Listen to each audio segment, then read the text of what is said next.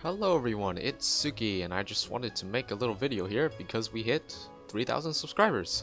At least for the time being. No telling how many people might unsub or have their accounts deleted or whatever it is YouTube does nowadays. But at least for the moment we have a little over 3,000 subscribers, which is a small but still meaningful milestone. And after achieving this, it just had me thinking about stuff, and I figured I'd share some of those thoughts with you now, I guess. And as per usual in a lot of these types of videos, not really a script really to go off of, just some points I would like to make. So yeah, let's get into it before it gets too long. But knowing me, it'll still probably be pretty long because I ramble like this. Anyways, now this isn't exactly the first channel I've grown. I've said this probably several times throughout several other videos. I don't actually recall where, but I've grown several channels in the past, and I've been making content on YouTube since I was in middle school actually. So that's well over a decade now for me. And you know, back then I remember exactly just how excited I was to be able to start being able to record things, and it was like 240p with like a Dazzle DVC 100. If you even know what that is, then you're ancient just like me, I guess. I mean, that's really that's how far I go with YouTube. And compared to now, YouTube is just, it's really big. It's come a long way. YouTube technology and quality has really come a really long way. But what I really wanted to talk about is what success here means. What success means here on YouTube. I can speak. At least what I consider success to be. YouTube has grown a lot in the past decade or so. It really has. I remember back then the biggest YouTuber used to be, you know, Ryan Higa, and to this day he still makes amazing and creative content, and I have tons of admiration and respect for him. He's still one of my favorite YouTubers today. But now we have tons of YouTube juggernauts and big high quality productions and equipment that costs tons of money and rooms specifically designed for recording, and it's really amazing just how much people are willing to invest and spend for their hobby, and if they're fortunate enough, career here on YouTube. And it's all free. Like, well, like 95% free. I guess there's a handful of things that require you to have like YouTube Red in order to see, but the vast majority of the things you view on YouTube you can do without spending a penny. And you watch ads sometimes, and that supports the creators you like watching the most. You could even use ad blocking softwares and stuff like that to completely bypass that. But as a person who does benefit from those ads myself, I make a note of not using things like that when I browse YouTube, because, well, it supports me and it supports the people that I like to watch. So I'd rather not have those types of things up. But you could. It is an option to do that. Anyways, I'm getting a little off topic again. But the main point is, YouTube has come a long way, and it is massive in size. So where does my small channel fit into there? Well, that really depends on me, doesn't it? Because for the longest time, YouTube has just been a hobby of mine, and it really still is. It was only maybe a year ago that I even decided to try joining their partner program, despite being eligible for it for many years. And because, while a little extra money on the side is nice, it wasn't what really drove me. It's really just my passion to want to make things and share them with others that drives me. Even when I make extremely long videos, or like, just like, I think like maybe a couple weeks ago I made like a 4-hour long video, and I was putting ads onto that video, and it seemed so excessive. There was like, what, like nine ads on that video, right? And I was like, that is so excessive. I'm sitting here putting one every half hour. Like, that is so excessive. I don't know, maybe I'm just a little naive when it comes to handling the business side of YouTube, that I don't want to put a ton of ads on things, because you guys come to watch the video you clicked on, right? You don't come to watch ads, even though ads do help pay for the content you watch. You don't come to watch that, you come to watch, you know, whatever you clicked on.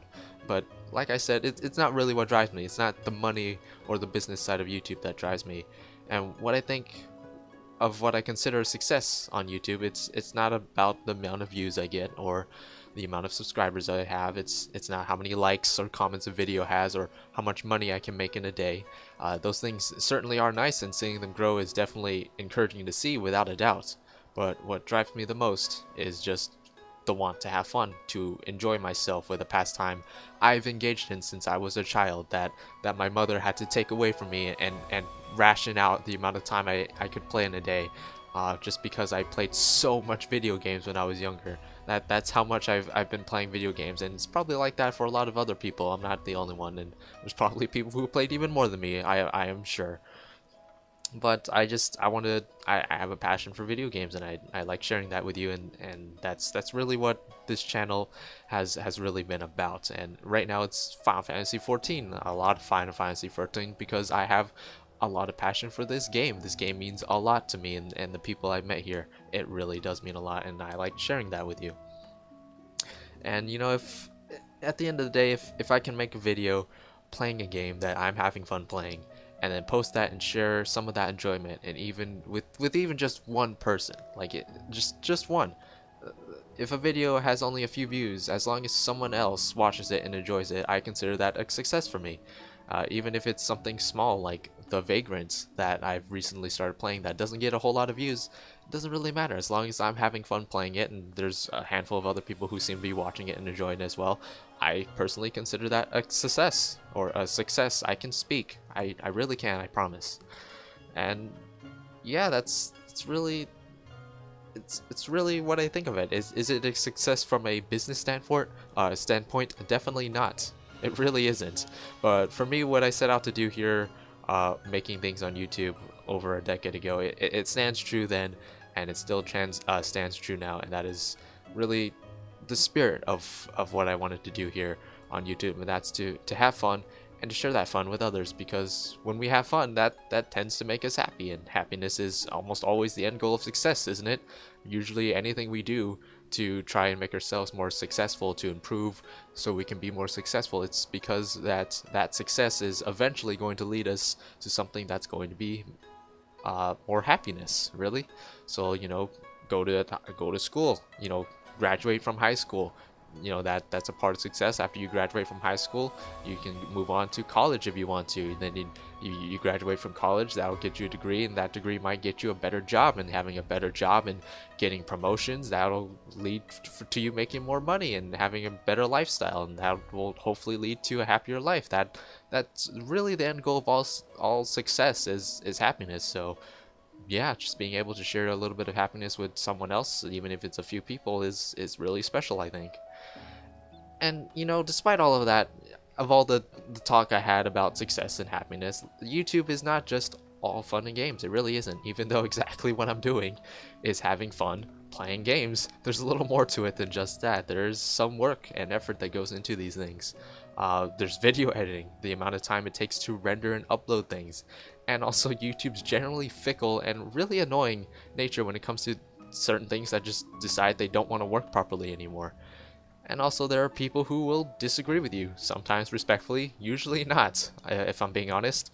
And yes, I've dealt with many nasty hate comments before, and it takes a thick skin to really be part of anything on the internet these days, when people who like to spread negativity can really have their egos overblown with their, you know, when they're safely hidden behind a screen, because that's just how the nature of bullies are, and or of people who want to spread negativity. I don't want to say that people who leave negative comments are necessarily bullies. They happen to disagree with something, and they go about it in a fairly disrespectful way, which, you know, it's not the best thing to do, but I mean, I'm sure people have their reasons sometimes, and I don't want to overblow something like that. I really don't. There's really no point to overblow negativity like that. But anyways, despite all the nice comments I get, there's always going to be a handful of negative ones. And as fun as it is and encouraging as it is to read nice comments, it's always the handful of stinkers, right? And you'll hear this from me, and you'll hear this from lots of other people, and they'll tell you, you know what, when you get negativity and you get nasty comments like that, you just ignore them. But the painful truth of the matter is that those comments will stick out in your mind no matter what you do. If you've read something like that, if you've read it, it will stay in your mind for a very, very long time. It will stay in your mind much longer than anything positive you've probably read, unless it was an extremely positive comment, in which case, yes, those do stick in my mind sometimes. So thank you for leaving those, by the way. But when someone leaves a negative comment, it's going to stick in your mind, because the very thought of you wanting to ignore it, ironically enough, gives more attention to it, and you'll just think about it more. It's just how it is.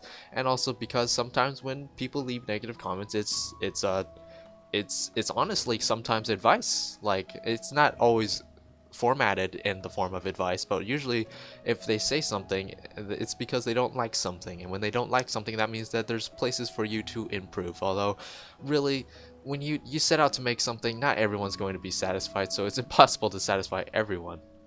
But if you have the right mindset about it, you can turn any negative comment into something constructive. Sometimes, if you have the right mindset about things. I should really end this video because I can't speak today. But yeah, I mean, even to those people who find me incompetent or find that my content or quality is lacking, that's fair enough. Who's to really say if you are right or wrong really about that? It doesn't change the fact that I want to continue making videos, and so I will continue to make videos. And as long as you can respectfully disagree with me, I don't really have a problem with you commenting or disliking something I've made. I really don't. And even if you've made the nastiest comment in the world, if you want to take the extra mile and to make something of your own that you do think is competent and up to the quality you set, then I honestly would have a ton of respect and even admiration for you. Because I mean, heck, I'd even be a little proud of myself for inspiring someone else to make something that they felt passionate about, that they had to comment something bad and go make it themselves. It inspired someone to get off their butt and go make something. That's cool, right? I mean, that hasn't happened yet, but it usually just ends at the negative comment. But if it ever does happen, I would seriously, I tip my hat off to you. I don't even wear hats, but I would metaphorically put a hat on and tip it off to you if you did do that. But anyways, look, I can't speak. I've talked about like a dozen different things in this video, so I just want to say thank you. 3,000 subscribers, it doesn't sound like a lot, does it?